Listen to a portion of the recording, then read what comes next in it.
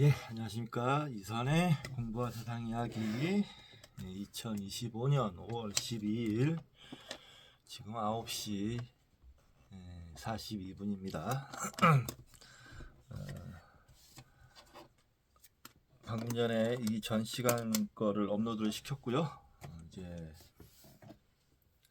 아내를 모자로 착각한 남자, 이번이 이제 마지막 시간이 될 것 같습니다. 자, 이번에 한 에피소드 하나만 더 읽으면 끝나고요.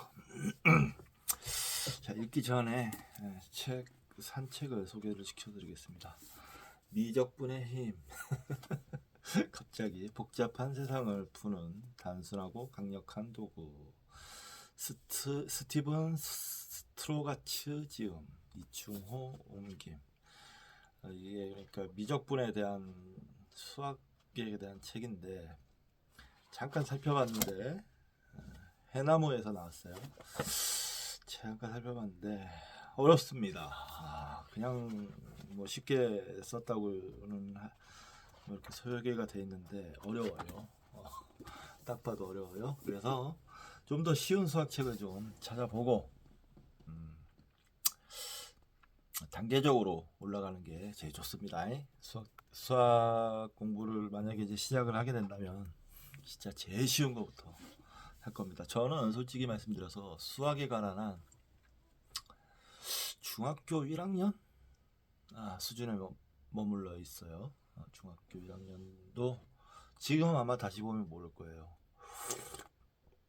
제가 대학에 들어갔을 때, 그러니까 여기 경주 내려와서 불교학과에 이제 2018년도에 입학했을 때, 그때 잠깐 수학 공부를 했습니다. 중학교 1학년 수학을 공부했는데 어렵더라고요. 근데 일단 중학교 1학년까지는 어떻게 공부했냐면 그냥 강의를 들었어요. EBS 강의를.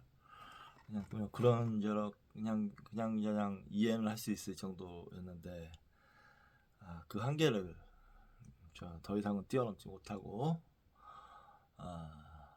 1학년에서 끝나버렸습니다. 함수 들어가니까 진짜 또 어렵더라고요. 그러므로 제가 지금 아무리 쉽게 설명했다고 하지만 미적분 이거는 지금 저한테 무리예요. 근데 일단 샀습니다. 이거 왜 샀는지 평가가 참 좋더라고요, 책에. 그래서 샀는데 나중에 아주 나중에 읽게 될 것 같습니다. 그냥 소개시켜 드렸어요. 나쁘지 않잖아요. 꿈을 꿔봅니다. 수학에 대해서 공부하게 될 날을 꿈꾸게 됩니다. 자, 책을 지금 너무 많이 사고 있는데 나중에는 어떤 현상까지 벌어지냐면 오늘 책을 찾다가 읽은 건데 샀던 책을 또 사는 현상까지 벌어진다고 합니다. 정말 책을 많이 사는 사람들은 뭐 10,000권씩 사고 이런 사람들은 그런 현상이 꼭 벌어진다고 하더라고요. 그런 현상이 벌어지지 않게끔 미연에 방지하고 싶습니다. 자, 그러므로 책을 좀 더 사고 싶은데 근데 조금 더 살 것도 같고요.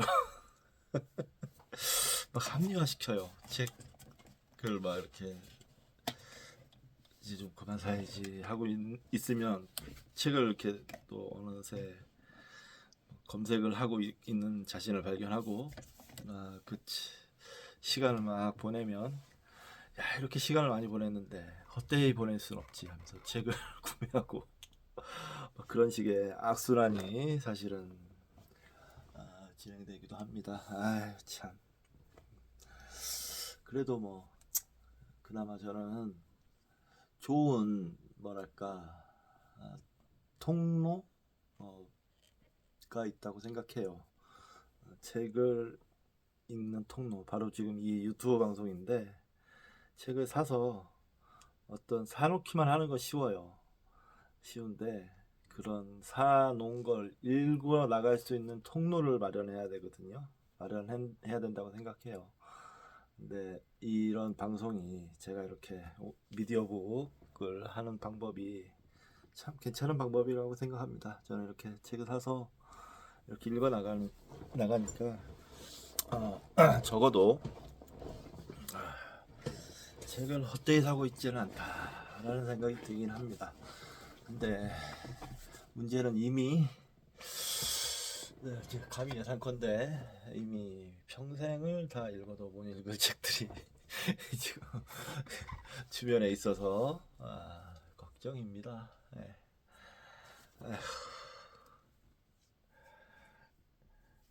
네, 잡소리 이제 그만하고 자, 394쪽 아내를 모자로 착각한 남자 394쪽 마지막 에피소드입니다. 자폐증을 가진 예술가 이걸 그려보게. 나는 호세에게 회중시계를 건네며 말했다. 호세는 21세이지만 지능이 극도로 낮았다. 얼마 전에는 지병으로 인한 극심한 발작을 일으켰다. 그는 야위어 아주 허약한 모습이었다. 회중시계를 건네봤자 주위가 산만하고 안녕되지 못한 그의 모습이 갑자기 바뀌었다.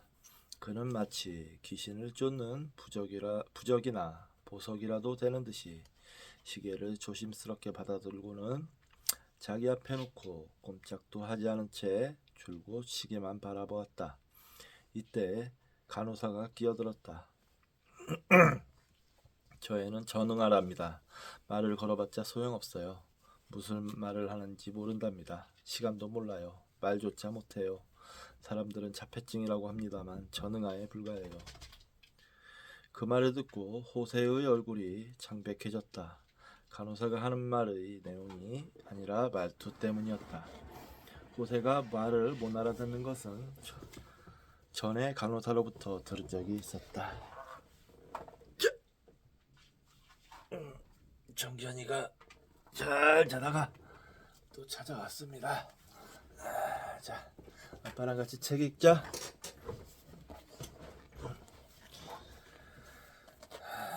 자, 자넨 그릴 수 있네. 호세는 눈앞에 있는 작은 시계에 한참 동안이나 주의를 기울이더니 묵묵히 그려나가기 시작했다. 시계 이외에는 그 어떤 것에도 시선을 주지 않았다. 그 순간 그는 처음으로 용기를 얻은 것처럼 보였다. 망설임이었고 침착했으며 주위가 산만해 보이지도 않았다. 그는 뚜렷한 선으로 재빠르면서도 섬세하게 그려나갔다. 그리다가 지우고 다시 그리는 일도 전혀 없었다. 나는 할 수만 있다면 거의 언제나 내 환자에게 글을 쓰거나 그림을 그리게 한다. 그렇게 함으로써 환자의 능력을 어림짐작하고 아울러 표현된 내용을 보고 환자의 성격이나 스타일을 잘 파악할 수 있기 때문이다. 호세는 그 시계를 놀라울 정도로 정확하게 그렸다. 모든 특징을 옮겨 그리고 있었다. 적어도 본질적인 특징은 모두 그려넣었지만 웨스트 클럭사 내충격성 메이드 인 USA와 같은 문자는 없어졌다. 시간도 정확하게 11시 31분으로 그려져 있을 뿐만 아니라 분을 나타내는 눈금이나 초침용으로 끼워 넣은 다이얼은 말할 것도 없고 오돌토돌한 태엽 꼭지와 시계줄을 거는 데 쓰는 네모난 걸쇠도 그려져 있었다. 각 부분이 차지하는 크기도 균형 있게 잘 그렸지만 네모꼴의 걸쇠만은 아주 크게 그려져 있었다. 잘 살펴보면 문자판의 숫자는 하나하나의 크기, 모습, 형태가 서로 달랐다. 굵었다 가늘었다 하고 가지런한가 하면 다닥다닥 붙어있기도 하고 모양도 단순한 게 있는가 하면 정성 들여 굵게 그린 것도 있었다. 실물 시계에서는 그다지 잘 보이지 않는 조그만 다이얼 속의 초침도 천체 관측기의 침과 같이 눈에 잘 띄게 그려놓았다.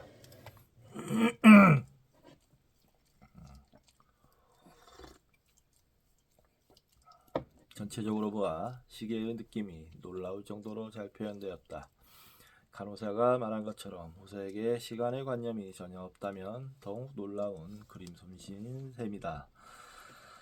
그 밖에 그가 그린 그림에는 대단히 치밀한 곳과 묘하게도 공을 들여 모습이 변해버린 부분이 뒤섞여 있다는 점이 눈에 띄었다. 그것은 정말 이상한 일이었다. 그날 운전을 하며 돌아올 때도 그 점이 계속 머릿속에서 떠나지 않았다. 전응하라고? 자폐증이라고? 아니야, 뭔가 이상한 일이 벌어지고 있는 거야.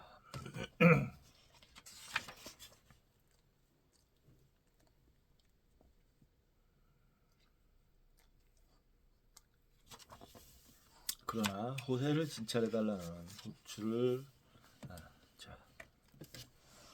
또다시 호세를 진찰해달라는 호출을 받지는 않았다. 그러다 어느 일요일 저녁 다급한 상황에서 첫 호출을 받았다. 그는 주말 내내 발작을 일으키고 있다고 했다. 나는 전화로 항경련제 처방을 지시했다. 발작이 진정되자 그 이상의 신경학적 조언을 요청해 오는 일은 없었다. 그러나 나는 그 시계와 관련된 사항들이 여전히 해결되지 않은 문제로 마음에 남아 있었다. 다시 한번 만나볼 필요가 있다는 생각이 들어 그를 만나기 위한 절차를 밟는 한편 그의 기록카드 전체를 보기로 했다. 그 전에 그를 진찰했을 때는 대체적인 소견이 기입되어 있는 종이 한 장을 봤을 뿐이기 때문이다. 호세는 태평스러운 표정으로 진찰실로 들어왔다. 왜 불렀는지 모르는 것 같았고 그런 것은 염두에 두지도 않는 것이 분명했다. 나를 보자 그는 반가운 듯이 웃음을 지었다. 지난번 보았을 때 마음이 내키지 않는 듯이 무관심하고 무표정했던 모습은 사라지고 수줍은 듯한 미소를 살짝 지을 뿐이었다. 자네를 계속 생각하고 있었네. 그는 비록 말을 이해할 수는 없을지도 모르지만 말투는 판단할 수 있었다. 나는 그에게 펜을 건네주며 말했다. 자네 그림을 또 보고 싶네. 이번에는 뭘 그리도록 해줄까? 나는 언제나처럼 애리조나 하이웨이라는 잡지를 가지고 있었다. 사진이나 그림이 많이 실려 있어서 특별히 마음에 드는 잡지였다. 나는 그것을 환자 테스트용으로 언제나 갖고 다닌다. 표지에는 소박하고 아름다운 풍경이 담겨 있었다. 산을 배경으로 하는 저녁 노을이 비껴가는 호수에서 카누를 타는 사람들 사진이었다. 호세는 우선 하늘과는 대조적으로 뚜렷한 그림자를 드리우고 있는 앞쪽 부분을 그려나갔다. 매우 정확하게 윤곽을 그리고 나서 그 안을 서칠하기 시작했다. 그러나 이 작업은 뾰족한 펜이 아니라 회화용 붓이 필요한 작업이었다. 그건 건너뛰어도 괜찮네. 그렇게 말해주고 이번에는 카누를 가리키며 그려보라고 말했다. 호세는 아무 주저함도 없이 즉시 인물과 카누의 윤곽을 그려나갔다. 그는 인물과 카누를 처음에만 자세히 봤을 뿐 그 뒤로는 눈길도 보내지 않았다. 그것들의 형태가 머릿속에 각인된 것이다. 그는 펜을 기울여 윤곽선 안을 검게 칠했다. 이번에는 풍경 전체가 담긴 그림이었기 때문에 더 인상적이었다. 나는 호세의 재빠른 속도와 정확한 재현 능력에 감탄했다. 그러나 더욱 감탄스러운 것은 그가 카누를 한번 보고 난 다음에는 전혀 쳐다보지 않고 그렸다는 점이다. 이전에 간호사가 그는 복사기 같은 친구입니다 라는 말을 한 적이 있긴 하지만 그건 틀린 말이었다. 단지 복사에 불과한 그림이 아니었다. 그는 대상을 이미지로 삼아 파악한 뒤 단순히 옮기는 게 아니라 대상을 이해하는 뛰어난 능력을 지니고 있었던 것이다. 왜냐하면 그의 그림에는 원래의 표지에는 없는 극적인 요소가 나타나 있었기 때문이다. 확대된 조그마한 인물은 더욱 심차고 생생해 보였으며 무언가에 열중하는 느낌을 잘 드러내고 있었다. 그것은 원래의 표지에서는 느낄 수 없던 점이었다. 리처드 월하임이 말하는 도상성의 특징, 가로 열고 주관성, 표현성, 각색성 가로 닫고 이 호세의 그림에는 모두 나타나 있었다. 분명히 그에게는 복사 능력뿐만 아니라 그것만으로도 놀랄만 하지만 그 이상의 것인 상상력과 창조성이 있는 것 같았다. 그림에 보이는 것은 단순한 카누가 아니라 그의 카누였던 것이다. 나는 잡지를 한 장 넘기며 송어 낚시가 나와 있는 곳을 펼쳤다. 흐르는 강물은 연한 물빛이었고 뒤쪽에는 바위와 나무가, 앞쪽에는 지금이라도 튀어오를 듯한 무지개 송어가 찍혀 있었다. 이걸 그려보게나. 무지개 송어를 가리키며 내가 말했다. 그는 무지개 송어를 자세히 살펴보고 쌩긋 웃는 것 같았다. 잠시 후 그는 잡지에서 눈을 떼더니 즐거움이 온 얼굴에 배어난 모습으로 자신만의 무지개 송어를 그려나갔다. 그가 그리는 것을 보면서 어느 틈엔가 나도 미소 짓고 있었다. 내가 곁에 있어 안심이 되는지 그는 망설이는 기색도 없이 자유로이 그림을 그려나갔다. 드디어 모습을 드러낸 그림은 그냥 물고기가 아니라 아주 개성이 두드러진 물고기였다.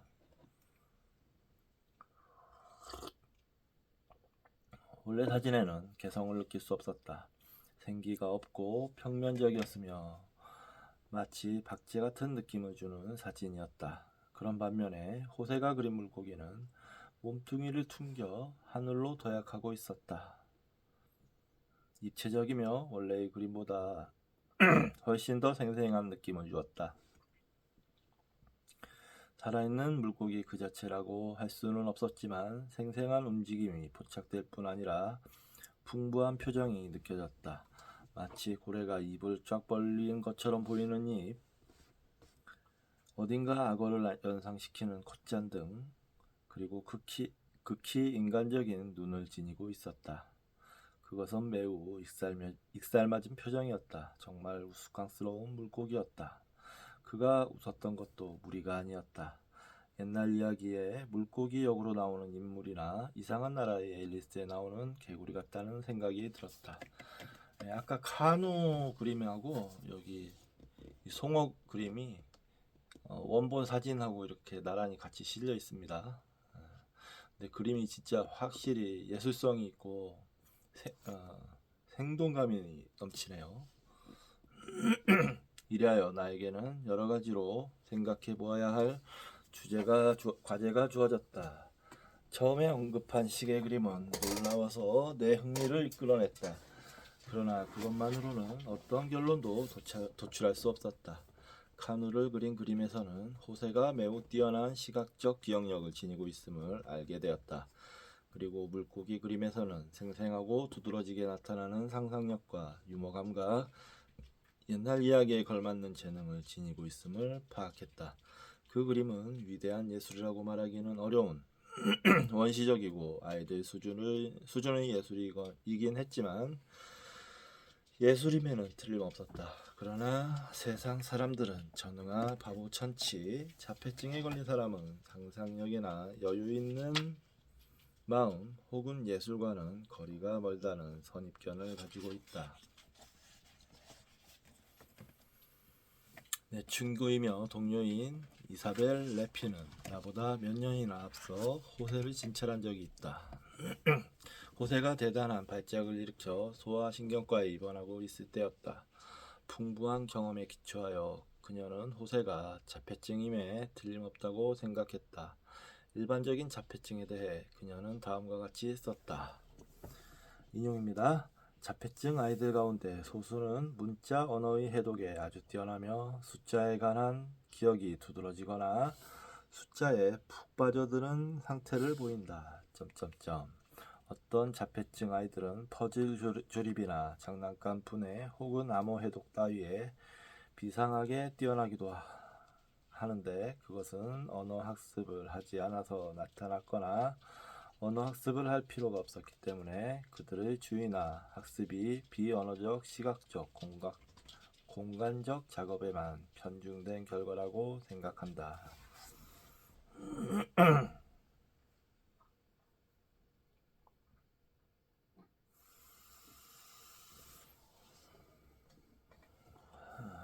로나 셀프도 뛰어난 저서 라디아 1978년에서 마찬가지의 내용을 특히 그림에 관한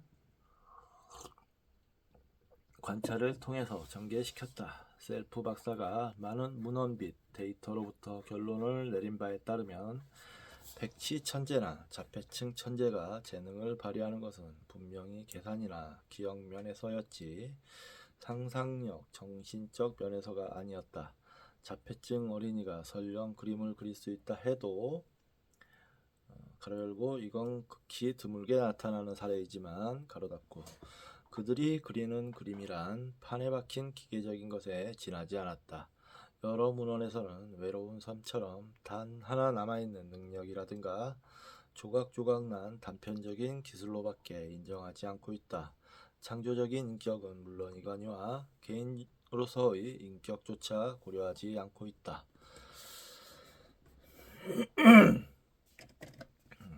그러면 호세의 경우는 어떠한가? 나는 스스로 묻지 않을 수 없었다. 도대체 그는 어떤 존재란 말인가? 그의 내면에서는 무슨 일이 일어나고 있을까?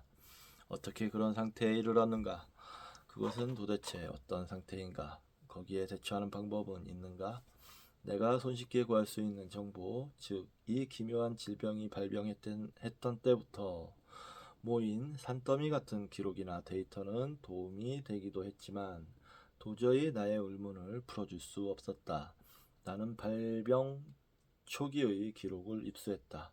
그 기록에는 다음과 같은 내용이 담겨 있었다. 그는 8세 때 고열에 시달리면서 끊임없이 발작을 일으켰다. 그리하여 급성 뇌손상 및 자폐 상태에 빠졌던 것이다. 그 원인이 무엇인지는 처음부터 정확하지 않았다. 저도 1살 때 아주 고열에 시달려서 경기를 일으켜가지고 응급실에 실려간 적이 있었다고 합니다. 좀 신기한 얘기긴 한데 저는 그때 일이 근데 기억이 나요. 믿어지시지 않겠지만 기억이 난다고 착각을 하는 걸 수도 있겠지만 뭐 아무튼 그래서 어쨌든 저는 자폐증은 되지 않은 것 같습니다. 지금 사는 모습은 약간 자폐적인 행태를 띠고 있긴 한데 집 밖에 나가는 것도 귀찮고 그래도 움직이지 않으면 몸이 너무 막 이렇게 좀 약해지는 뭐랄까 축 처지고 이게 기운이 없어져서 저는 좀 움직여야 되는 스타일이긴 한데요. 예. 이 초기 단계에서 그의 수액에 이상이 있다는 사실이 발견되었다. 대체적으로 뇌염의 일종이라는 데 의견이 모아졌다. 그의 경우 발작의 종류는 실로 다양했다. 간질에 의한 소발작과 대발작, 무동불능증 발작과 정신운동 발작 등을 꼽을 수 있었다. 그 중에서도 정신운동 발작은 극히 복잡하고 빈번하게 나타났다. 정신운동 발작의 경우 갑자기 격정에 못 이겨서 날뛰는 경우도 있었고 발작하는 틈틈이 이상한 행동을 보이기도 했다. 이른바 정신운동성 인격이다. 그러한 발작의 원인은 대개 정해져 있어서 관자엽의 장애와 그 손상에 의해 일어난다. 수없이 많이 실시한 뇌파 검사 결과 호세도 양 관자엽에 심한 질환이 있다는 것을 알게 되었다. 관자엽은 청력과도 관계가 있는 부위다. 특히 다른 사람이 하는 말을 알아듣는다든지 스스로 말하는 능력과 관계가 있다. 레핀 박사는 호세가 자폐증이라고 생각했을 뿐만 아니라 그의 언어 청각 인식 불능증이 관자엽 질환에 있는 것이 아닌가 하고 생각했다. 언어 청각 인식 불능증에 걸리게 되면 자기가 발설하는 음성 자체를 인식할 수 없게 된다. 그가 말을 이해하지 못하고 실제로 이야기를 하지 못하는 까닭은 음성의 인식 이해를 할 수 없기 때문이라는 의견도 있었다. 원인을 어떻게 보든 가로 열고 이외에 정신의학적, 신경의학적 설명도 이루어졌지만 그가 전혀 말할 수 없다는 사실은 놀랄 만한 일이었다. 그 이전에는 정상이었음에도 가로 열고 양치는 분명히 그렇게 말했다. 가로 닫고 질병에 걸린 순간 호세는 침묵하고 타인에게 다시는 말을 걸지 않게 되었다.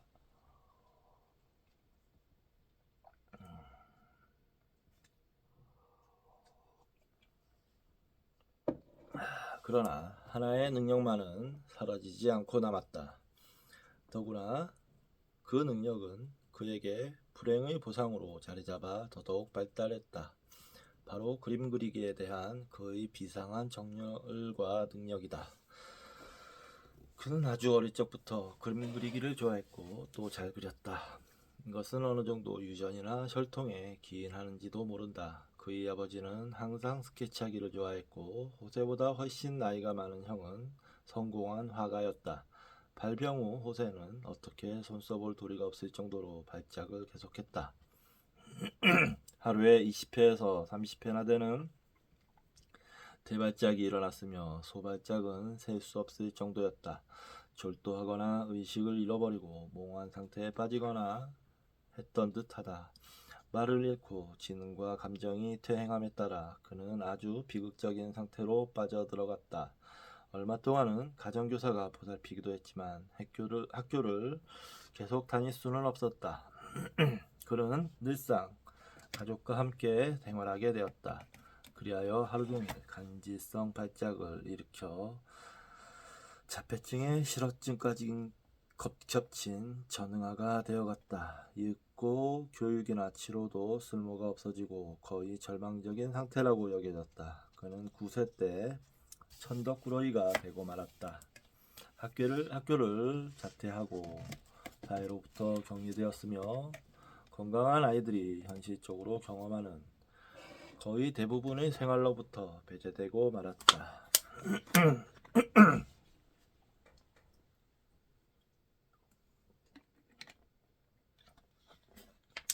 그 후 호세는 15년간을 거의 집에서 나오지 않고 지냈다. 속수무책의 발작 때문이었다. 어머니는 그를 밖으로 데리고 나가려 하지 않았다. 데리고 나갔다가는 길에서 수십 차례의 발작을 일으키곤 했기 때문이다. 갖가지 종류의 한경량제를 투여했지만 간질은 도저히 고칠 수 없어 보였다. 적어도 진료 기록 카드에는 그렇게 적혀 있었다. 막내인 호세에게는 형과 누이가 있었지만 나이차가 컸다. 50살이 다 된 어머니에게 그는 그야말로 큰 아기였다. 이 기간의 호세에 관한 기록은 극히 적다. 사실 호세는 세상에서 모습을 감추었다. 최근에 극심한 발작을 일으켰고 그 때문에 처음으로 병원에 데려왔는데 그렇지 않았더라면 의학적인 경과에 대한 관찰은커녕 살아있다는 사실조차 알려지지 않고 지하실에 갇혀 살면서 발작을 일으키며 영원히 잊혀지고 말았을 것이다. 그러나 그는 지하실에서 살면서도 내면 세계를 완전히 잊어버리지는 않았다. 그는 사진 잡지, 특히 내셔널 지오그래픽처럼 박물지 성격의 잡지에 흥미를 보였다. 그리고 발작을 일으키고 호되게 구지람을 받는 생활의 반복 속에서도 연필을 발견하고 그림을 그렸다. 어쩌면 그 그림들은 호세를 외부 세계, 특히 동식물의 자연계와 연결시켜주는 유일한 통로였을 것이다. 어렸을 적에 아버지와 스케치하러 다닐 때도 그는 자연을 대단히 좋아했다. 이와 같은 자연과의 관계가 그에게 남아있는 유일한 현실과의 실마리였다.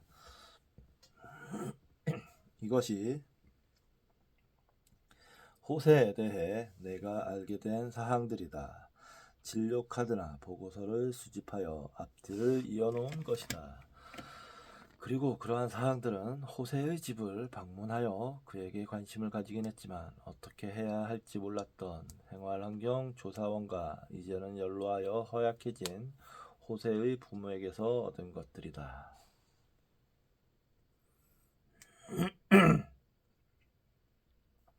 그러한 기록의 내용도 내용이지만 15년이라는 긴 세월 동안 실질적인 내용이 너무 없었다는 점도 놀라웠다. 그러나 그조차도 호세의 갑작스럽고 심한 발작이 없었더라면 바깥 세상에 나오지 못했을 것이다. 그날의 발작은 그때까지 본 적이 없을 정도로 격렬했다. 그는 물건을 내던질 정도로 난폭하게 행동했고 결국 주립병원에 오게 된 것이다. 무엇이 그를 난폭하게 만들었는지는 미지수였다. 간질의 발작에 의한 폭력이었을까? 이와 비슷한 증세는 극히 중증의 관자엽 발작의 경우에도 일어나는 수가 있다. 아니면 입원 당시의 보고서에 성의 없이 기록된 정신병이었던 것일까? 그렇지 않으면 괴로운 심정이나 내심의 욕구를 직접 표현할 수 없어 고민하던 영혼이 구원을 청하기 위해 내지른 단발맛적인 절규였을까? 분명하게 말할 수 있는 사실은 입원 후 새로 개발된 강력한 약을 투여받아 발작이 진정되자 8세에 발병한 이래 처음으로 호세는 생리학적으로나 심리학적으로나 안정을 찾고 자유로이 해방된 기분을 느끼게 되었다는 것이다. 어윈 고프만은 병원, 특히 주립병원은 때때로 환자의 인간적 존엄성을 무시하도록 이루어진 종합시설이라고 하였다. 그러한 일이 실제로 그것도 대대적으로 벌어지고 있다는 것은 부인할 수 없는 사실이다. 그러나 고프만은 인정하려 들지 않겠지만 주립병원은 좋은 의미의 보호시설이기도 하다. 고뇌와 태풍 따위에 휩쓸려 피폐해진 영혼에게는 피난처 구실을 하기도 한다. 그곳에서 그 같은 상태의 환자가 필요로 하는 질서와 자유가 같이 제공된다. 호세는 혼란스럽고 아주 심각한 상태였다. 간질병이라는 기질적인 원인에 의한 것이었지만 어느 정도는 무질서한 생활 탓이기도 했다. 간질 때문에 그는 육체적으로나 정신적으로나 갇힌 몸이 되고 말아 두루 고생을 겪어왔다. 병원은 호세를 따뜻하게 맞아주었다. 아마도 그 시점에서는 생명의 은인이었다. 호세도 그것을 충분히 느끼고 있었음에 틀림없다.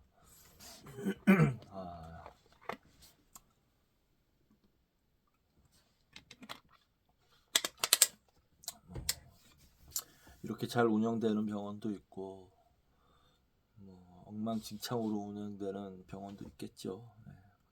그 비율이 어떻게 될지는 모르겠네요. 그 얼마 전에 김건희의 엄마가 최은순이라는 여자가 운영하고 있는 그 요양병원 실태가 드러났지 않습니까? 그런데도 많을 거고 뭐 복불복이라고 해야 될까요? 어떻게 생각해야 될지 모르겠습니다. 정신적으로 가족과 깊이 연계를 맺고 살아온 호세는 갑자기 다른 사람들, 집 이외의 세계, 전문적으로 그를 보살펴주는 세계를 접하게 되었다. 병원 사람들은 비판하거나 도덕 따위를 운운하지도 않았다. 비난도 하지 않고 공평하다. 그러나 동시에 그 자신과 그가 관련된 문제에 대해 진지하게 생각해준다. 그런 까닭에 여기에 와서야 그는 비로소 희망을 갖기 시작했다. 입원 후 4주가 지났다. 더욱 생기있게 생활했고 이전에는 전혀 없었던 일이지만 다른 사람들에게 마음을 열어놓기 시작했다. 적어도 그것은 8세의 자폐증에 빠져있는 일에 처음 있는 일이었다. 다른 사람들과 교류를 갖고자 하는 호세의 희망은 허락받지 못한 바람에 불과했다. 그 희망은 대단히 복잡한 양상으로 자리잡았고 또 위험한 것이기도 했다. 호세는 15년 동안 보호받고 닫힌 세계 가로열고 베텔하임이 말하는 공허한 성체 가로닫고 에서 살았기 때문이다. 그러나 호세에게는 그러한 생활이 공허하지만은 않았다. 그는 언제나 자연을, 동물이나 식물을 사랑했다. 마음속에는 자연을 향하는 문이 언제든 열려 있었다. 그러나 이제 호세는 교류하고 싶다는 유혹과 교류해서는 안 된다는 압박을 느끼게 되었다. 그것은 아주 강하게 그리고 너무 빠르게 다가왔다. 그런 것을 느끼게 되자 질병이 재발되었고 그는 위안과 안전을 얻기 위해 애초의 고독한 상태, 원시적인 흥분 상태, 몸을 앞뒤로 흔드는 버릇으로 되돌아가려 했다.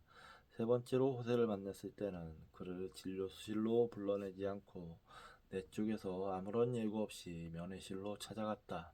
그는 어수선하기 짝이 없는 면회실에 앉아서 몸을 앞뒤로 흔들고 있었다. 눈이 감겨 있었고 우울한 표정이었다. 원래의 질병으로 돌아가려는 듯한 조짐이 보였다. 나는 두려운 마음이 들었다. 순조로운 회복을 예상하면서 혼자 기분 좋게 공상했기 때문이다. 퇴행하여 원래의 모습으로 돌아가고만 호세를 보고 이후에도 때때로 보게 되었지만 처음으로 깨달았다. 그가 그렇게 단순하게 깨어나지는 않으리라는 사실을. 호세의 앞길에는 가슴 설레는 일만 기다리고 있지 않았다. 그 길은 가슴 조이도록 두려운 일들이 가득 차 있었다. 내가 그에게 말을 건네자 그는 의자에서 벌떡 일어나더니 마치 굶주린 것처럼 나의 뒤를 따라 화실로 들어왔다. 나는 이번에도 지난번과 같이 뾰족한 펜을 주머니에서 꺼냈다. 그는 병동에서 주는 크레용을 싫어하는 것 같았기 때문이다. 일전에 그린 물고기 말이야. 그가 어느 정도 말을 이해할 수 있을지 몰라서 나는 공중에다 손을 돌려 물고기를 그려 보이면서 말했다. 그 물고기 기억나니? 다시 그릴 수 있을까? 그는 열심히 끄덕거리더니 내 손에서 펜을 잡아들었다. 벌써 3주나 지났다. 그는 무얼 그릴까? 그는 잠시 눈을 감았다. 이미지를 불러내려는 것이겠지. 그리고 그리기 시작했다. 틀림없이 붉은 반점이 있는 무지개 송어였다. 뚜렷한 몸의 윤곽에다가 꼬리 끝이 둘로 나뉘어 있었다. 그러나 이번에 그린 물고기는 아주 인간적이었다. 기묘한 콧구멍이 붙어 있었고 가로 열고 도대체 물고기에 콧구멍 따위가 있겠는가? 마치 인간처럼 두터운 입술이 있었다. 난 그림을 다 그렸다고 생각하고 다시 받으려 했다. 그러나 잠깐. 그는 아직 그림을 끝마치지 않았다. 도대체 무엇을 생각하고 있을까? 물고기는 다 그렸다. 그러나 그림 전체는 아직 완성되지 않았다. 예전에 그린 그림에서 물고기는 단 한 마리만 있는 고립된 존재였다. 이번에 그린 물고기는 어떤 하나의 세계, 즉 하나의 장면을 구성하는 부분에 해당했다. 그는 재빨리 조그마한 친구 물고기를 그려 넣었다. 물속으로 들어와 뛰어놀고 있는 모습이었다. 그러더니 이번에는 수면에 크게 파도가 일렁이는 듯한 모습을 그렸다. 파도를 그리면서 그는 흥분을 일으켜 기묘하면서도 아주 이상한 괴성을 질러댔다. 나는 이 그림이 상징하는 것이라고 너무 너그러운 생각인지도 모르겠지만 나는 이 그림이 상징적인 것이라고 너무 너그러운 생각인지도 모르겠지만 생각하지 않을 수 없었다. 조그마한 물고기와 커다란 물고기, 호세와 나를 그린 것인가? 그러나 매우 중요하면서도 감동적이었던 것은 그 그림에는 내 지시가 아니라 호세 자신의 내면에서 생겨난 충동이 나타나 있다는 사실이었다. 새로운 요소, 살아있는 상호작용을 집어넣고자 하는 충동이었다. 지금까지 그의 그림에는 그의 인생에도 항상 상호작용이 결여되어 있었다. 그러나 상징적인 형태를 취하기는 했지만 오늘에야 간신히 놀이 속에서 상호작용을 되찾은 것이다. 이러한 해석이 잘못된 것일까? 그렇다면 저 분노로 가득 찬 거친 파도는 무엇이었을까? 안전한 장소로 되돌아오는 것이 상책이라고 나는 느꼈다. 제멋대로 하는 연상은 이제 그만두도록 하자. 나는 장래를 향한 가능성을 발견했지만 그 위험도 알아차렸다. 안전한 장소, 에덴의 동산, 타락하기 전의 모체였던 자연으로 빨리 돌아가자. 탁자 위에 크리스마스 카드가 눈에 띄었다. 거기에는 나뭇가지가 나뭇가지에 앉아있는 붉은 가슴새가 그려져 있었다. 주인은 흰 눈으로 뒤덮이고 앙상한 가지의 겨울나무가 서 있었다. 나는 붉은 가슴새를 가리키면서 호세에게 펜을 건네주었다. 그는 새를 멋지게 그렸다. 가슴을 그릴 때는 붉은 펜을 썼다. 발은 낚싯발들을 하고서 나무가지를 꽉 부여잡고 있었다. 이것만이 아니라 나중에도 알게 되었지만 호세는 접촉을 확실하게 하고 싶어서인지 늘 손이나 발의 쥐는 심을 강조했다. 그리고 도대체 어찌된 영문인지 모르겠지만 호세의 그림에는 나무줄기 곁의 마른 가지가 확대되어 아름다운 꽃이 붙어 있었다. 확실하게는 모르겠지만 이 밖에도 상징적으로 말할 수 있을 만한 것이 여러 가지 있었다. 그러나 가장 중요하고 두드러진 점은 호세가 계절을 겨울에서 봄으로 바꾸었다는 사실이다. 드디어 호세는 말을 하기 시작했다. 그것을 말한다고 해도 괜찮을지는 모르겠다. 그는 실제로 기묘하게 대대거리는 소리, 거의 알아들을 수 없는 소리밖에 내지 못했기 때문이다. 그러나 우리들 모두, 그리고 호세 자신도 놀랐다. 능력이 없기 때문인지, 하고자 하는 의욕이 없기 때문인지, 아니면 그 두 가지가 겹쳐서인지 몰라도 호세는 전혀 말하지 않았고 우리는 그걸 고칠 수 없으리라고 생각했기 때문이다. 말하지 않는다는 것은 사실일 뿐 아니라 정신적인 자세를 보여주는 것이기도 하다. 그러나 이 점에 대해서도 어디까지가 기질적인 원인에 의한 것이고 동기의 문제가 어느 정도 관련되어 있는지를 살펴본다는 것은 불가능했다. 그의 관자엽의 부조를 완전히 제거하기란 불가능했지만 우리는 이를 감소시켜 나갔다. 그러나 뇌파는 결코 정상으로 돌아오지 않았다. 뇌파는 관자엽에 아직 가벼운 굴곡이 있음을 나타내고 있었다. 가끔 날카로운 파가 서서히 나타나기도 했다. 그러나 이번 초기에 비해서는 훨씬 좋아져 있었다. 설령 경련을 완전히 없앨 수 있었다고 해도 관자엽의 손상을 원래대로 돌려놓지는 못했을 것이다.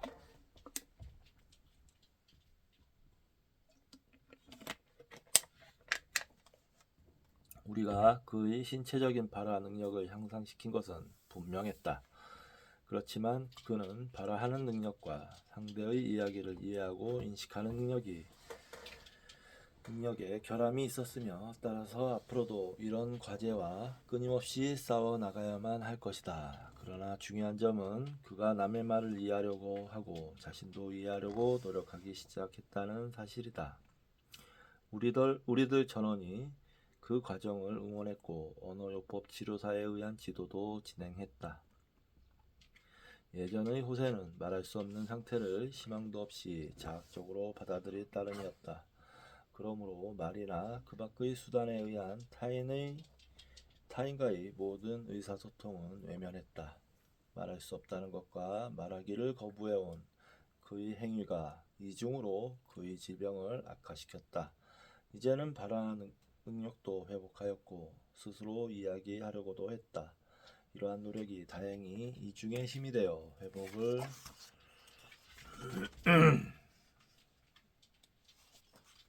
도와주었다. 그러나 어떤 수단을 사용해도 호세는 결코 보통 사람 수준의 이야기가 가능하지는 못할 것이다. 이러한 사실은 아무리 낙천적인 사람의 눈으로 보더라도 분명했다. 호세 자신도 말을 참된 자기 표현의 수단이라기보다는 간단한 요구를 표현하는 정도로밖에 인식하지 않았다는 느낌이 든다. 그리하여 말을 잘하려는 노력은 계속하면서도 자기 표현의 수단으로서 그림을 그리는 쪽에 더 공을 들였다. 마지막으로 에피소드 하나를 이야기하자.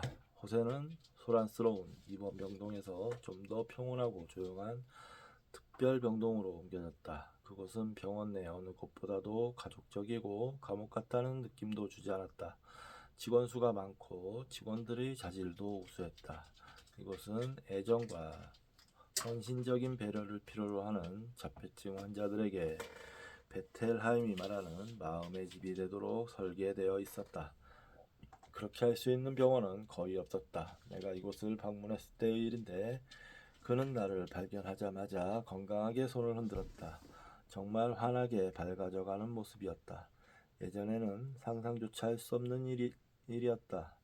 그는 자물쇠가 잠긴 문을 가리켰다. 밖으로 나가고 싶다는 의사표시였다.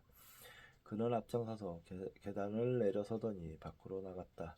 그곳엔 따사로운 햇살이 넘치고 풀이나 꽃이 무성하게 자라고 있었다. 내가 아는 한 그는 8세 때 발병하여 집에 틀어박힌 후 스스로 밖으로 나간 적이 한 번도 없었다. 이날은 펜을 꺼내 그려보도록 권할 필요가 없었다. 이미 자신의 펜을 가지고 있었기 때문이다. 우리들은 정원 산책길을 나섰다. 호세는 때때로 하늘을 올려다보거나 나무를 보기도 했지만 대개는 발밑에 있는 연자주와 노란빛의 융단 같은 클로버나 민들레를 바라보았다. 그는 재빨리 풀꽃의 모습이나 색을 분간했고 드물게 보이는 흰색의 클로버와 네잎 클로버를 찾아냈다. 찾아낸 꽃은 7종류나 되었다. 그리고 그 꽃 하나하나에 대해 마치 친구를 대하는 듯이 인사를 했다. 그 중에서도 커다란 노란색 민들레, 태양을 향해 꽃잎을 활짝 펴고 있는 민들레를 마음에 들어했다. 내 꽃은 이것이다. 그는 그렇게 느끼는 듯했다. 그리고 그 기분을 나타내기 위해 그림을 그리려 했다. 그린다는 것, 그림을 통해 생각을 나타내고자 하는 욕구는 직접적이고 강렬했다. 그는 무릎을 꿇고 화판을 지면에 깐 뒤 민들레를 한 손에 꼭 쥐고서 그림을 그렸다. 건강했던 어린 시절 아버지의 손을 잡고 스케치를 하러 다닌 이후 호세가 살아있는 것을 그린 것은 이때가 처음이었다. 그것은 멋진 그림이었다. 묘사가 정확했고 생생했다. 그 그림에는 그의 현실에 대한 애정, 또 다른 형태의 생명에 대한 애정이 나타나 있었다. 그가 그린 그림은 중세의 식물학이나 약초학 책에 실려있는 유명한 사진 그림에 결코 뒤지지 않았다. 호세는 식물학에 대한 본격적인 지식이 없었다. 설령 식물학을 배웠다 하더라도 이해하지 못했을 것이다. 그러나 그가 그린 꽃은 묘사가 세밀했고 생물학적으로도 정확했다. 그의 마음은 관념적, 추상적인 것을 이해하기에는 벅찼다. 추상적인 것을 통해서는 진실을 발견할 수 없었던 것이다. 그러나 구체적이고 개별적인 것에 열중하고 그것을 표현하는 능력은 뛰어났다. 그는 구체적인 것들을 사랑하고 직관적으로 이해하며 재창조했다. 그에게는 구체적인 것이야말로 진실과 현실로 통하는 길이었다. 자폐증 환자는 추상적이고 범주적인 것에 흥미를 느끼지 못한다. 구체적인 것, 개별적인 것 하나하나가 소중할 뿐이다. 그것은 능력의 문제일지도 모르고 기질의 문제일지도 모른다. 어떻든 자폐증 환자에게는 그런 현상이 두드러진다. 자폐증 환자들은 사물을 일반화하는 능력이 결여되어 있거나 혹은 일반화에 그다지 관심이 없다. 그들의 세계는 구체적이고 개별적인 사물들로만 구성되어 있다. 그들은 하나의 우주에 사는 것이 아니라 윌리엄 제임스가 말한 다수 우주, 즉 수를 헤아릴 수 없을 정도로 많고 정확하고 엄청나게 열정적인 개체들로 이루어진 우주에 살고 있다. 그것은 일반화 혹은 과학적인 사고방식과는 완전히 정반대에 있는 마음의 상태이다. 존재 형태가 다르기는 하지만 이것 또한 하나의 리얼한 현실적 태도이다. 보르헤스가 기억의 왕 푸네스에서 묘사한 것이 바로 그러한 마음이다. 이 점에서는 루리아의 기억 항진 환자도 동일하다. 인용입니다. 푸네스가 보편적이고 플라톤적인 관념을 지닌 것은 거의 불가능했다. 이것을 잊어서는 안 되었다. 그의 세계에서는 단지 구체적이고 직접적인 것, 개별적인 세부사항이 있을 뿐이다. 이 가엾은 이레네오에게 밤낮을 가리지 않고 줄기차게 밀어닥친 현실의 열과 압력을 그 이상으로 느낀 사람은 아직 아무도 없을 것이다. 여기까지가 인용입니다.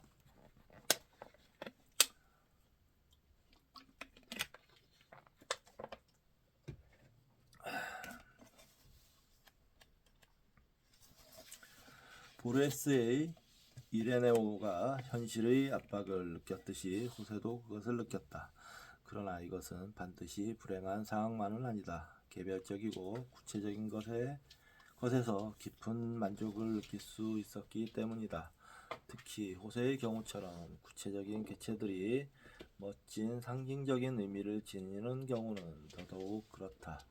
자폐증 환자이자 지능도 떨어진 그가 구체적인 것 그리고 형태에 대해서 뛰어난 재능을 발휘했다. 그는 독자적인 스타일의 자연주의자, 자연파 화가였다. 그는 세계를 형태로 파악했다. 다시 말해서 사물을 보는 순간 강렬한 느낌을 받아서 그것을 그대로 표현했다. 그는 사물을 사실적으로 생생하게 그릴 수 있는 힘과 함께 우화적인 표현력도 지니고 있었다. 꽃과 물고기를 매우 정확하게 그릴 수 있었지만 동시에 그것을 의인화, 상징화할 수 있었다. 나아가 그것을 꿈으로 뒤바꾸거나 익살스럽게 표현하기도 했다. 그런데도 세상 사람들은 보통 자폐증 환자들이 상상이나 풍자 혹은 예술과 관계없는 존재라고 생각한다. 세상 사람들은 호세와 같은 사람이 존재할 리 없다고 생각한다. 라디아 같은 자폐증 예술가도 존재할 수 없다고 생각한다. 그들은 정말 그렇게 시기한 존재일까? 아니면 우리가 단지 무심하게 지나쳤을 뿐인가? 나이젤 데니스는 나디아에 대한 논문에서 이 세상에서 얼마나 많은 나디아와 같은 인물이 무관심 속에서 스쳐 지나갔을까라고 말했다.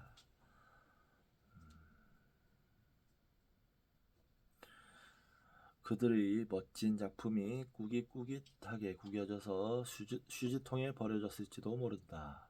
그리고 호세처럼 뛰어난 재능을 지닌 사람이 고립된 존재로 살면서 무관심 속에서 서러움을 당하며 살았을지도 모른다. 그러나 자폐증에 걸린 예술가, 가로 열고 예술가까지는 못되더라도 뛰어난 상상력의 소유자, 가로 닫고 예술가는 결코 드문 존재가 아니다. 나는 특별히 의식하고 찾지 않았는데도 그와 같은 예를 과거 12년 동안 12명이나 발견했다. 자폐증 환자는 원래 좀처럼 외부 세계의 영향을 받지 않는다. 그렇기 때문에 고립적으로 살아갈 운명에 놓인다. 그러나 바로 이 점 때문에 그들에게는 독창성이 있다. 우리가 만일 그들의 내면 풍경을 들여다볼 수 있다면 그들의 독창성은 내부에서 생긴 것, 그들이 원래 지니고 있는 것임을 알 수 있다. 그것을 알면 알수록 그들은 다른 사람과는 완전히 달라진 내부로 향하는 존재, 독창성이 있는 불가사의한 존재라는 생각이 강하게 든다. 일찍이 자폐증은 유아의 정신분열증으로 간주되어 왔다. 그러나 중후학적으로 볼 때 완전히 정반대다. 정신분열증 환자는 항상 외부 세계에서 오는 영향을 호소한다. 소극적이고 타인의 영향을 받기 쉬우며 자기 자신의 존재를 지속적으로 유지하지 못한다. 반면에 자폐증 환자에게 불만을 토로하게 한다면 가로 열고 그러한 일은 있을 수 없지만 그들은 다른 사람의 영향을 전혀 받을 수 없으며 따라서 완전히 고립된 존재라고 호소할 것이다. 그 누구라도 섬처럼 고립적으로 존재할 수는 없다라고 다는 말했다. 그러나 자폐증 환자는 바로 그러한 존재이다. 본토에서 떨어져 나와 고립된 섬과 같은 존재이다. 정통적인 자폐증이라면 그 증상이 3세기가 되기 전에 반드시 나타난다. 따라서 이 경우에는 본토의 기억이 전혀 없다. 반면에 호세처럼 나중에 뇌장애로 인해 야기된 2차적인 자폐증의 경우에는 기억이 어느 정도 남는다. 그 옛날에 관계를 맺었던 본토에 대한 향수가 남아있을 수도 있다. 그래서 호세는 다른 자폐증 환자보다 영향을 받기 쉬웠고 적어도 그의 그림에는 자신과 외부 세계와의 상호 교류가 나타나 있다.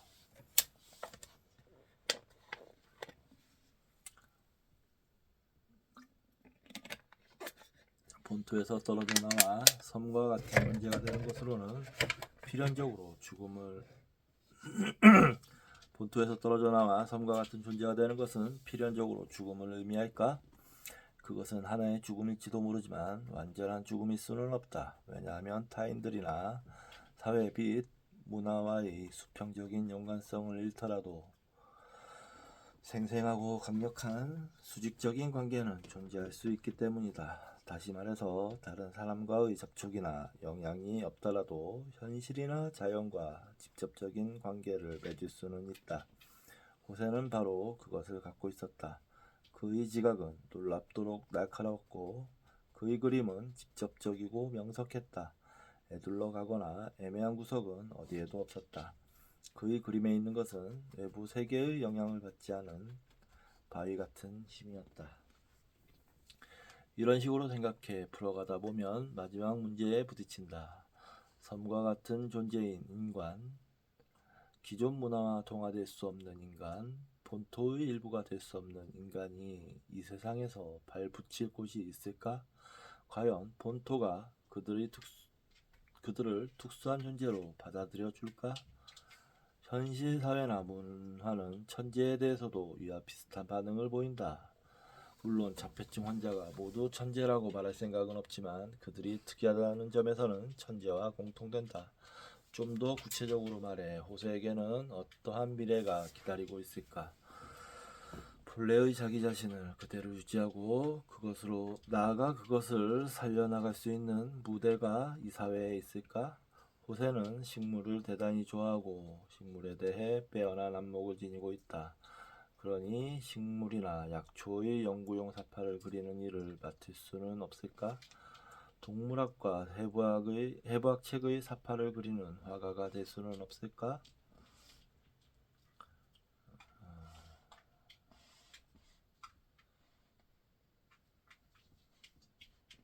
혹은 과학탐험대의 때와 동행해서 자기의 진기한 표본의 그림을 그릴 수는 없을까? 그는 그림을 잘 그리듯이 모형도 훌륭하게 만들 수 있다. 눈앞의 사물에 대해 그가 보이는 순수한 집중력이 그런 일에 이상적이지 않을까? 조금 비약하면 반드시 터무니없는 소리라고도 할 수 없지만 다음과 같은 것도 생각할 수 있을 것이다. 개성적이고 특이한 재능을 살려서 성경의 사파를 그리는 것이다. 그는 읽지를 못하지만 문자를 순수하게 아름다운 형태로 파악할 수 있기 때문에 기도서나 미사 전례서의 찬란한 수식 문자를 쓸 수 있을 것이다. 그는 교회의 제단 뒤에 있는 벽을 모자이크와 채색한 나무로 아름답게 장식할 수도 있다. 또한 묘비에 멋진 묘비명을 새길 수도 있다. 현재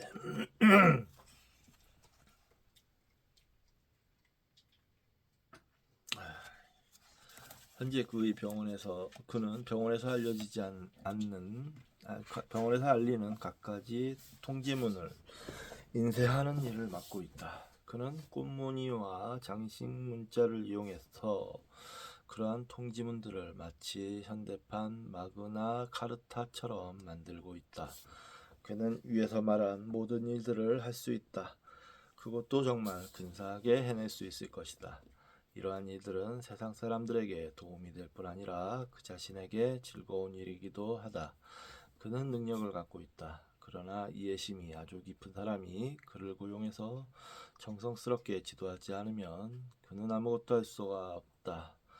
그러한 기회가 주어지지 않는다면 그는 다른 많은 자폐증 환자와 마찬가지로 주립병원의 구석진 병동에서 무의미한 나날을 보낼 것이다. 뒷이야기. 이 글을 발표한 뒤에 나는 또다시 많은 엽서와 편지를 받았다. 그 가운데서 가장 흥미로운 것은 C.C. 파크 박사의 편지였다. 라디아가 피카소처럼 특별한 사람일 수도 있겠지만 자폐증 환자 가운데는 상당히 뛰어난 예술적 재능을 가진 사람이 적지 않다. 데니스도 이 점에 대해서는 어렴풋하게나마 느끼고 있었다. 굿이노프의 인물 묘사 지능 테스트와 같은 예술 능력 테스트는 거의 무의미하다. 나디아, 호세, 그리고 파크가의 엘라의 경우가 그렇지만 깜짝 놀랄 그림은 완전히 자발적인 잠재 능력의 발로임에 틀림없다. 파크 박사의 나디아론 1978년은 대단한 역작이며 사파도 많이 수록되어 있다. 그런데 이 논문에서 박사는 전 세계의 문헌뿐 아니라 자신의 아이들에 대한 경험을 토대로 자폐증 환자가 그린 그림의 주요한 특징이라고 말할 수 있는 몇 가지를 소개했다. 그 특징 중에는 좋지 않은 점도 있지만 반대로 뛰어난 점도 있다. 부정적인 특징은 파생적이라는 점과 정형화되고 있다는 점이다. 반면에 긍정적인 특징은 나중에라도 기억을 떠올려 그릴 수 있다는 점, 그리고 대상을 생각해서 그리는 게 아니라 본 그대로 그릴 수 있는 특이한 능력이다. 그렇기 때문에 그들의 그림에는 놀라울 정도의 천진난만함과 순진함이 엿보인다. 또한 파크 박사는 자폐증에 걸린 어린이는 타인이 어떤 반응을 보이더라도 그것에 대해서 비교적 무관심한 태도를 보인다고 했다. 그렇다면 자폐증에 걸린 어린이는 아무리 훈련을 받아도 소용없지 않을까 하고 생각하기 쉽지만 사실은 그렇지 않다. 누가 가르쳐주거나 주의를 주는 것에 대해 그들이 언제나 무반응으로 일관하는 것만은 아니다. 개 중에는 전혀 반응을 보이지 않는 어린이도 있지만 그것은 대단히 특별한 유형에 속한다. 파크 박사는 자신의 딸, 가로 열고 지금은 성인이 되어 뛰어난 예술가로 활동하고 있다. 딸에 대한 경험 외에도 모리시마와 모츠키라는 일본 의사들의 치료 경험을 예로 들어 말했다. 그들의 치료 경험은 훌륭하긴 하지만 충분히 널리 인정받고 있다고 말할 수는 없다. 그들은 지도를 받는 일도 없는 가로 열고 지도가 도저히 불가능하다고 여겨진 가로 닫고 자폐증 어린이의 재능을 전문적이고 숙련된 장인처럼 기술로 발전시키는 데 성공했다. 모리시마는 특수한 지도 테크닉을 즐겨 사용했다. 고도의 체계적인 기술 트레이닝이며 일본의 전통 문화에서 볼 수 있는 도제 제도와 같은 것이다. 그런 그림 그리기를 하나의 커뮤니케이션 수단으로 장려했다. 그러나 그러한 형식적인 훈련도 중요하긴 하지만 그것만으로는 불충분하다. 친밀하고 마음이 서로 잘 통하는 관계가 필요한 것이다. 파크 박사는 다음과 같은 말로 논문을 마무리 지었다. 그것은 이 책의 제4부 단순함의 세계의 매진말로도 잘 어울린다.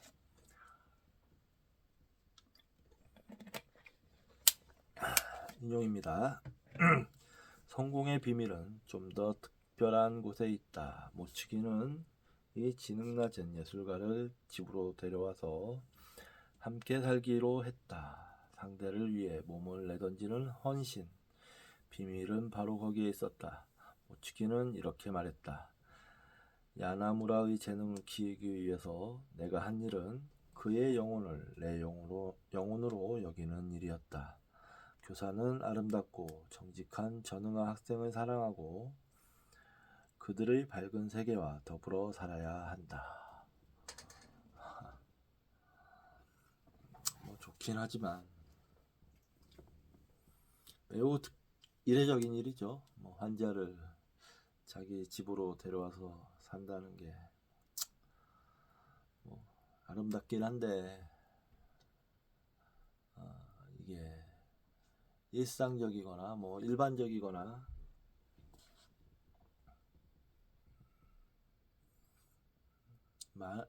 반복적으로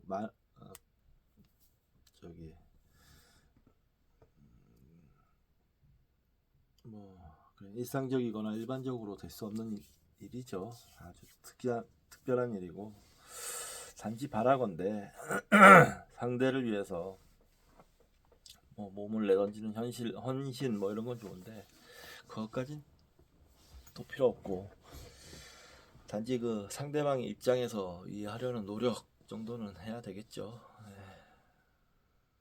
모든 걸 다 이렇게 헌신으로 처리할 수는 없겠죠. 그러면 뭐 나만 알겠습니까? 에너지가 어떤 그래서 시스템이라는 게 있는 거겠죠. 자, 여기까지가 본문 다 읽었습니다.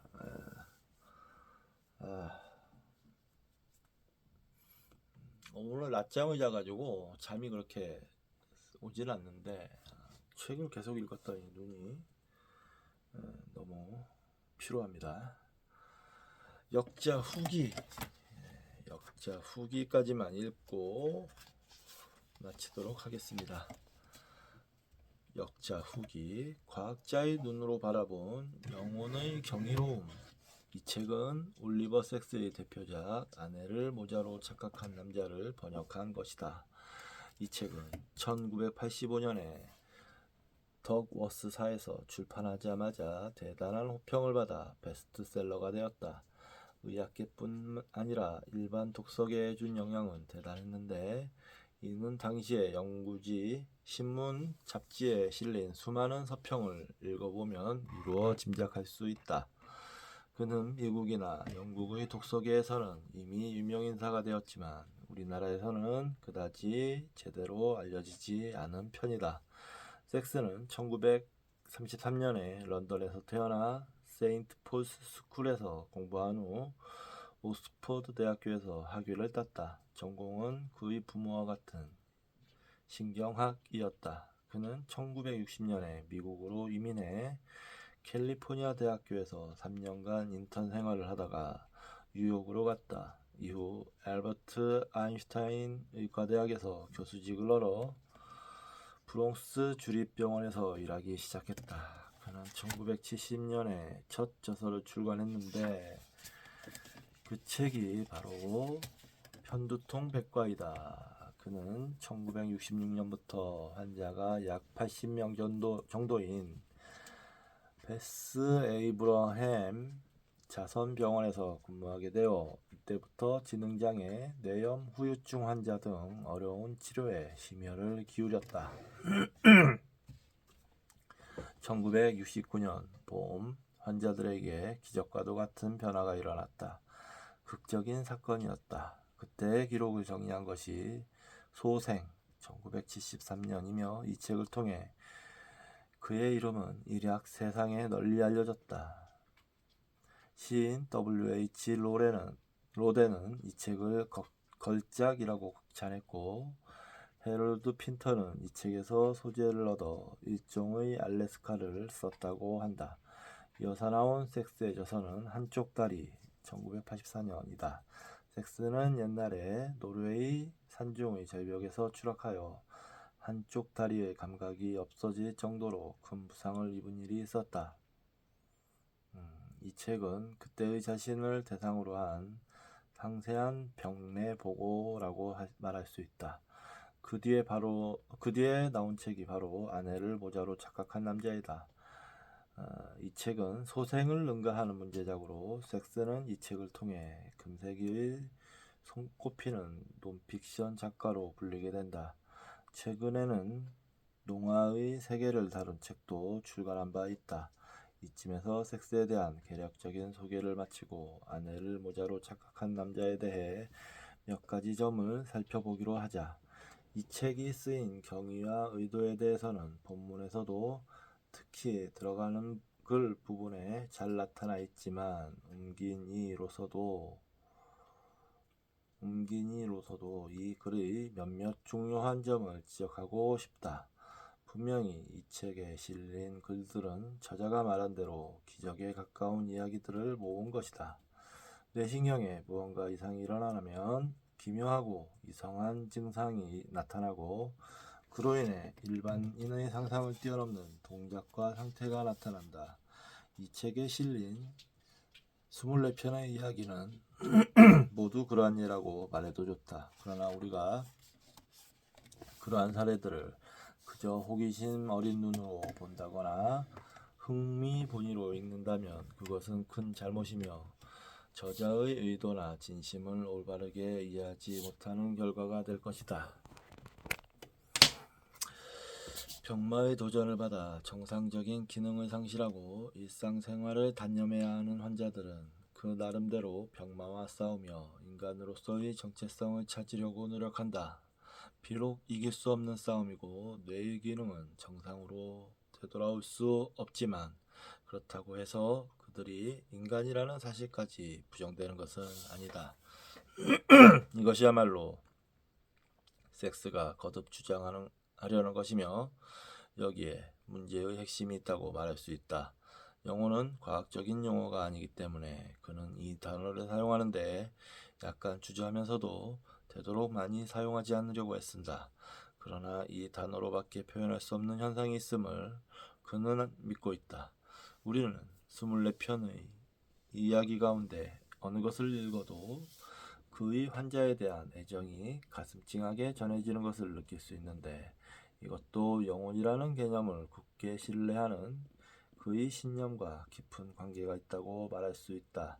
만일 그가 병 자체에 대해서만 관심을 기울였다면 이렇게 진한 감동을 주지는 못했을 것이다. 그는 병보다는 인간에게 관심을 기울이는 인간적인 의사였기 때문에 이 책과 같은 걸작도 집필할 수 있었던 것이다. 전체적으로 이 옹기니 역자 후기, 옹기니의 말에 동의합니다. 이거는 단순히 환자 또는 뭐 병이라는 현상보다 그 너머의 인간 존재, 인간의 본질 이런 거를 좀 연구한 학자가 아닌가라고 생각합니다. 이로써 아내를 모자로 착각한 남자를 다 읽었습니다. 제가 이렇게 미디어북으로 소리내서 이렇게 읽는데요. 예전에 그냥 독서 소리내지 않고 그냥 눈으로만 쭉 읽고 책을 이렇게 완독을 했을 때와의 느낌과는 사뭇 다릅니다. 뭐랄까 솔직히 그냥 눈으로만 쭉 읽고 완독을 해도 어떤 완독을 하게 되면 성취감 같은 게 느껴져요. 그리고 뭐 좀 성취감도 느껴지고 뭐 지식이 좀 늘었다는 자신감 같은 것도 생기고 그렇게 됩니다. 근데 이렇게 소리내서 읽고 책을 완독을 할 때마다 뭔가 큰 일을 하나씩 해낸 것 같은 느낌이 들어요. 훨씬 더 어려운 일인 거죠. 사실은 에너지도 사실 좀 더 많이 듭니다. 힘들기도 하고 근데 뭔가 좀 보람 있는 일을 했다라는 생각이 좀 들기도 하고 그렇습니다. 그래서 소리 내서 읽는 게 훨씬 독서의 본질에 있어서는 더 효과적인 것 같아요. 더 독서의 본질에 가까워진 것 같아요. 그래서 잘 했다라는 생각은 듭니다. 소리내서 읽기를 에너지가 계속 허락하는 데까지 한번 해볼 생각입니다. 다음 책은 제가 미리 말씀드렸죠. 이 책입니다. 왜 그들만 부자가 되는가?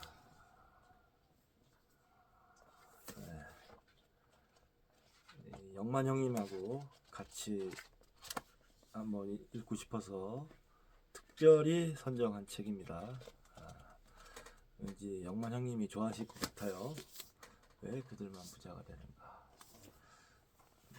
사실 이런 실생활에서 가까운 이런 경제 문제를 가지고 연구를 하는 것도 뭔가 진실이나 진리에 가까이 접근하는데 유리한 부분이 많이 있습니다. 예.